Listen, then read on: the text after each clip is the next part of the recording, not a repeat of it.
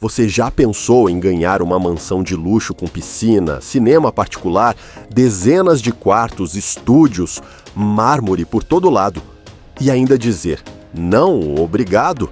Parece loucura, mas tem gente que disse sim. E depois correu. Hoje você vai descobrir mansões de celebridades que ninguém quis comprar, nem com desconto milionário. Casas que um dia foram símbolo de poder e glamour e acabaram encalhadas no mercado, acumulando poeira, dívidas e rejeição. Teve rapper que gastou uma fortuna numa propriedade com boate e postes de pole dance, só para vendê-la com um prejuízo que daria para comprar uma ilha. Teve ator que passou anos tentando se desfazer de um palácio, só porque o mercado não queria saber do seu ego inflado em forma de concreto. E no final, temos o caso mais insano de todos, uma mansão no Brasil, com um quarto do sexo de decoração no ar que ninguém queria nem visitar, muito menos pagar por ela. Prepara a pipoca, porque o tour de hoje vai te mostrar que nem todo luxo vale a pena. E se você acha que celebridade não quebra a cara, espera só pra ver. Em 2003, 50 Cent estava no auge. Dinheiro, fama, discos estourando no mundo inteiro. E foi aí que ele decidiu comprar a Casa dos Sonhos. Ou melhor, um verdadeiro império. A mansão ficava em Farmington, Connecticut, e tinha um detalhe curioso.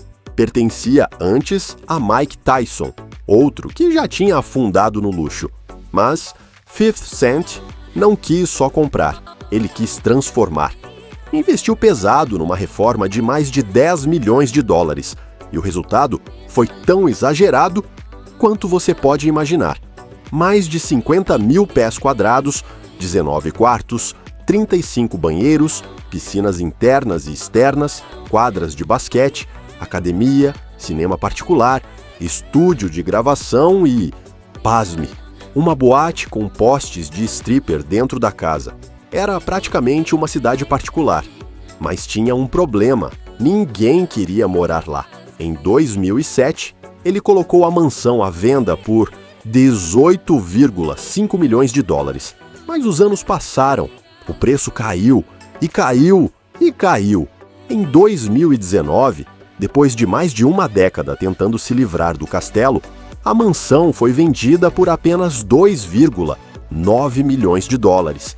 Uma queda de 84% no valor pedido, quase 16 milhões de dólares jogados fora. Mesmo assim, ela foi a casa mais cara já vendida na cidade de Farmington. Isso diz muito sobre o tamanho do erro. A manutenção da propriedade era um pesadelo à parte. Até 70 mil dólares por mês, além de mais 120 mil dólares de impostos anuais. Ou seja, só para manter a casa em pé, você gastava o equivalente a um apartamento de luxo por mês. E como se não bastasse, o excesso de personalidade afastava qualquer comprador sério. A boate com pole dance pode parecer divertida, mas não combina muito com uma família tradicional, procurando um lar. No fim, 50 Cent doou o valor da venda para sua fundação beneficente. Nobre? Simulation. Mas a verdade é que essa mansão virou o maior prejuízo da sua carreira. E talvez o símbolo máximo de como o luxo, sem noção, pode se transformar num pesadelo imobiliário. Agora, se você acha que perder milhões em uma casa gigante é um drama, espera até ver o que aconteceu com um dos atores mais icônicos de Hollywood, que viu seu refúgio se transformar em um elefante branco que ninguém queria tocar. Durante décadas, Jim Carrey foi um dos rostos mais conhecidos do cinema mundial. Riso fácil, bilheterias milionárias, contratos gigantescos, com tanta fama. Era de se esperar que seu lar fosse digno de um astro. E era. A mansão de Jim ficava em Brentwood, um dos bairros mais nobres de Los Angeles. Estamos falando de mais de 10 mil pés quadrados, distribuídos em 5 quartos, 9 banheiros, uma quadra de tênis, piscina com cachoeira, espaço de yoga, o Yadega, uma galeria de arte e um home theater art deco, que parecia saído direto de Hollywood nos anos 50. Ele viveu ali por quase 30 anos. Era seu refúgio, seu santuário, mas chegou um ponto em que o próprio Jim admitiu: eu quase não uso mais, e sim, preciso de dinheiro. Foi então que começou a saga. A mansão foi listada por 28.900.000 dólares, um valor ambicioso até mesmo para Brentwood. Mas o tempo foi passando e o preço começou a despencar. 4 cortes depois, chegou a 19.075.000 dólares. E só aí alguém finalmente aceitou comprar. Mesmo assim, ele ainda lucrou. Afinal, comprou a casa nos anos 90 por 3,8 milhões de dólares. Mas o grande ponto aqui não é o lucro. É o tempo e é a existência emocional. E o desgaste de colocar no mercado e algo que representa tanto da sua história e perceber que o mercado não liga. O imóvel era incrível, sim, mas era demais. Personalizado demais, caro demais, grande demais.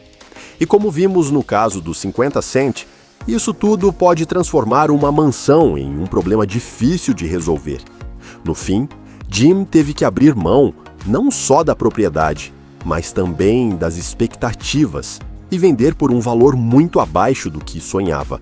A casa foi embora, o lucro veio, mas o gosto talvez tenha sido mais amargo do que doce. E se você achou difícil vender uma casa com piscina e quadra de tênis, imagina tentar se desfazer de uma mansão que envolveu briga com o Vaticano, reforma inacabada e uma batalha judicial que virou manchete? Pois é, agora é a vez de Katy Perry. Katy Perry nunca foi discreta, no palco, nos looks e nas casas. Ao longo dos anos, ela montou um verdadeiro portfólio imobiliário com propriedades espalhadas por áreas nobres da Califórnia.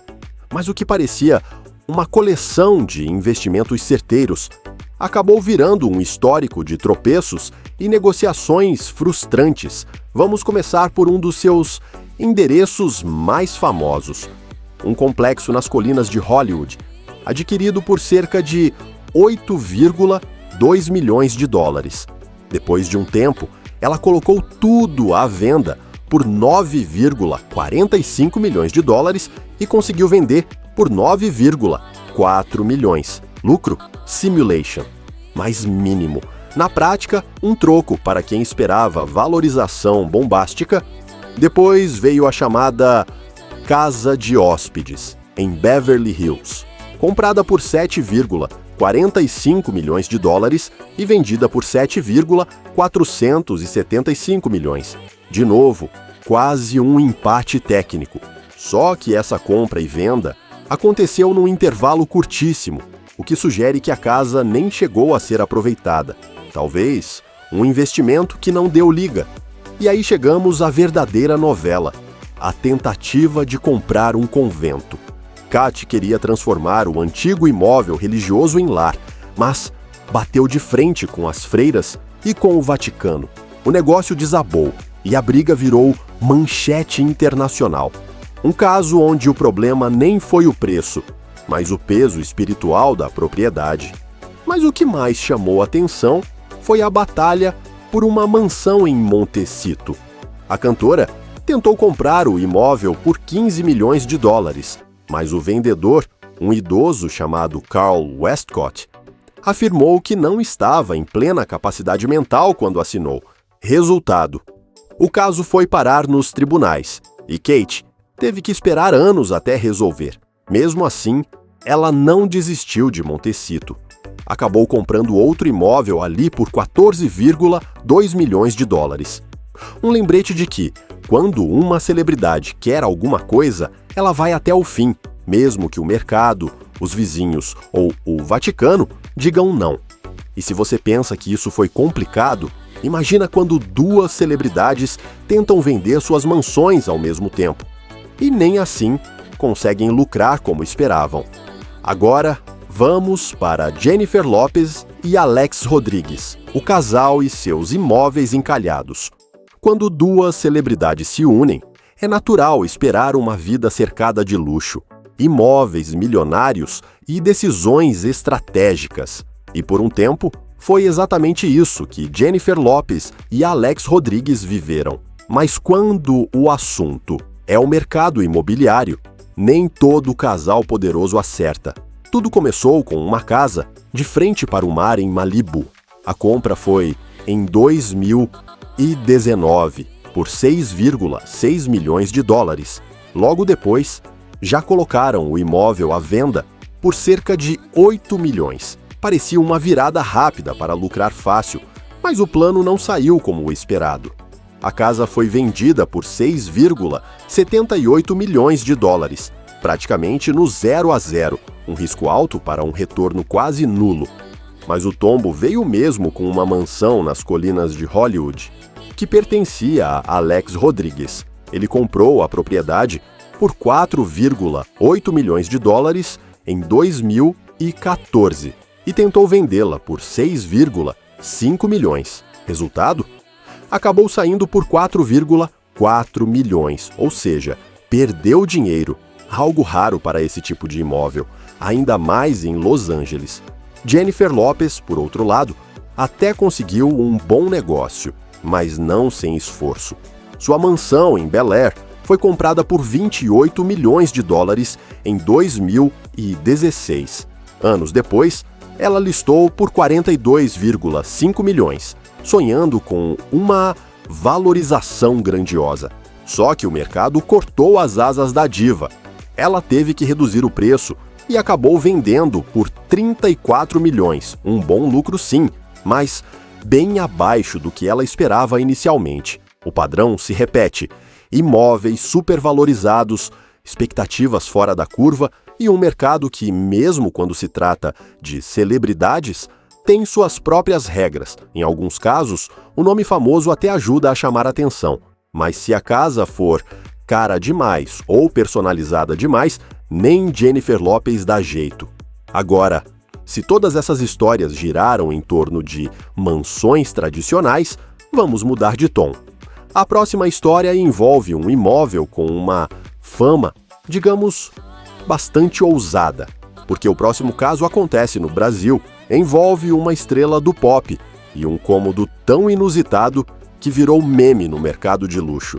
Sim, estamos falando da mansão da Anitta. No Brasil, não tem artista que represente melhor o luxo, a ousadia e o marketing como Anitta, mas nem mesmo ela escapou da maldição das mansões encalhadas, e o motivo vai muito além do preço. A casa em questão ficava na Barra da Tijuca, um dos bairros mais caros do Rio de Janeiro, dentro do prestigiado condomínio Mansões. A propriedade era tudo o que se espera de uma diva do pop.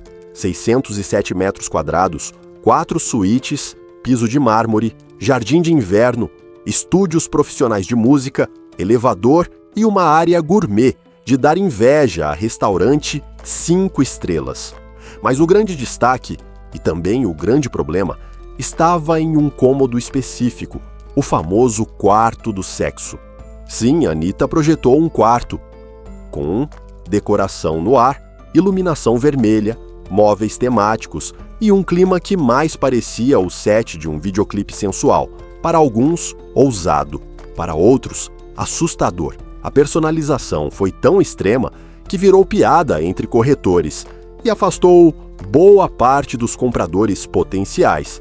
A mansão foi listada inicialmente por 12 milhões de reais. Em um mercado aquecido como o da Barra, o valor fazia sentido, pelo menos no papel. Mas o tempo foi passando e nada de propostas. O preço caiu para 8 milhões e meio, depois 8 milhões. E só assim, quase 2 anos depois, a venda foi concretizada. Os custos também não ajudavam. Só de condomínio eram R$ 3.200 por mês. IPTU, cerca de R$ 28 mil por ano. Para manter o lugar rodando com conforto, o comprador precisaria ter não só dinheiro, mas disposição para bancar tudo, inclusive a fama do quarto temático. E é aí que entra a principal lição. Quando uma celebridade imprime demais da sua identidade em um imóvel, o resultado pode ser desastroso na hora de vender. O que é exótico e único para ela pode ser simplesmente bizarro para o resto do mercado. No fim das contas, a mansão de Anitta foi vendida com 4 milhões de reais de desconto e o quarto do sexo virou quase uma lenda urbana carioca. Um exemplo claro de como, no mundo dos imóveis de luxo, ousadia demais pode custar caro, literalmente.